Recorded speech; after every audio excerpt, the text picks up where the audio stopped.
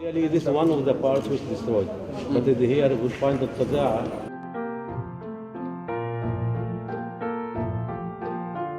Welcome everyone, and thanks for coming. I know the weather is a lot hotter than we expected, so thanks for your patience. My name is Maha. I'm with the Palestinian Medical Relief Society, and here is one of our mobile clinics, which we've been working here for almost a year and a half. We had mobilized a number of mobile clinics during the emergency. Most of those were temporary projects that ended by January 31st.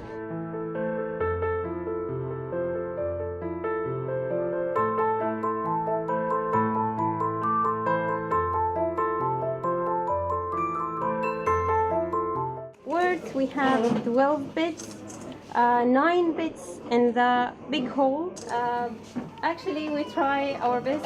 We receive surgical cases from Nasser Hospital, and we receive many other different cases from Al Emirati Hospital, and have lack of everything. We have lack of medication, we have lack of equipment, and we receive many cases that it's too difficult to be dealt with in these situations that we have. This is just, for example, this is one patient who was diagnosed 3 months ago with kidney cancer. We have for this disease about 5 or 6 drugs. None of them is available. Among us today, we have colleagues from Norway, from Sweden, from Switzerland, from Korea, from the European Union.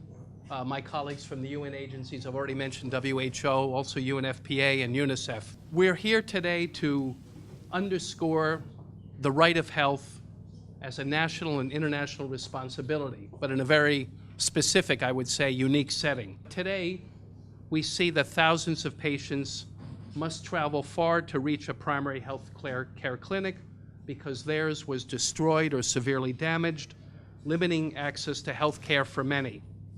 And additionally, families whose homes were destroyed and live in unhealthy conditions in temporary housing are exposed to health visits. And I think we saw that on the margin of our first visit this morning, some people that are living in really difficult temporary housing conditions.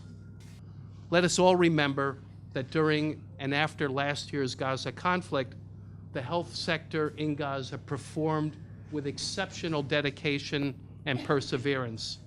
Emergency workers rescued an unbelievably high number of injured people and brought them to clinics and hospitals. And I myself witnessed how they worked under exceptionally difficult circumstances with great dignity. I start to understand better the situation and the hardship.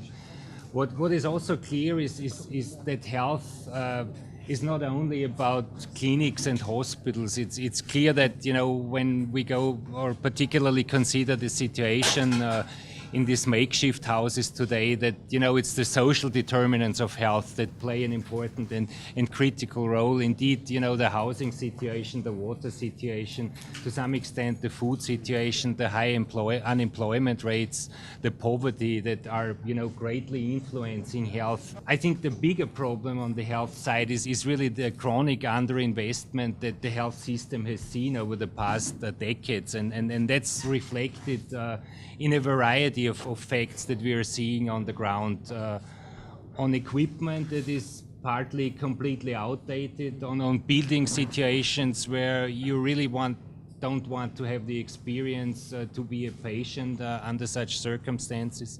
Being a patient is not nice altogether, but it's even worse under such dire circumstances. We still, are confronted with the fact that many of the doctors around that are working very hard are not receiving regular salaries, their salaries on a regular basis. I think we need to enhance our effort to ensure that, those people working very hard, and it's not only affecting the health sector, it's affecting all the sectors, all the public sectors, that they are receiving their salary for the hard work that they are doing. About $500 million shekels were invested in the referral abroad for all the OPT. About 1/4 of them maybe for Gaza. Although the investment also, although the procurement of new machines and so on. We have more MRIs, and apparently it should have been going down, but it didn't go down.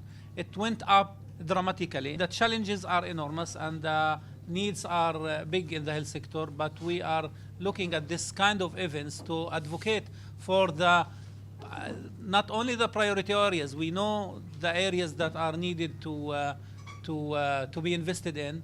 There are services not available. There is no, for example, radiotherapy, and many people are going outside Gaza just to have the few minutes of the session of the radiotherapy. But once it is available, that can give services to many, many people.